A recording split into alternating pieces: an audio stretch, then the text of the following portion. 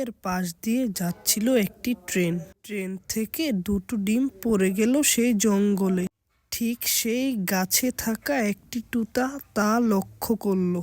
তুতা এত বড় ডিম দেখে চমকে গেল আর সবাইকে ডাকতে লাগলো। কিছুক্ষণের মধ্যেই জঙ্গলের সব প্রাণী, সিংহ, হরিণ, জিরাফ, বাঘ সবাই চলে এলো। সবাই মিলে ডিমগুলোর যত্ন নিতে লাগলো।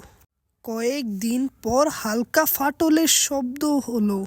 ডিম ফেটে বেরিয়ে এলো একটি ডাইনোসরের বাচ্চা। সবাই তা দেখে চমকে গেল।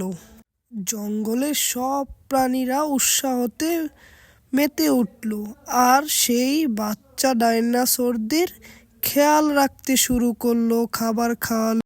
ধীরে ধীরে তারা অনেক বড় হয়ে গেল আর ওই জঙ্গলে সুখে শান্তিতে বাঘ, সিংহ সবার সাথে মিলে মিশে থাকতে লাগলো।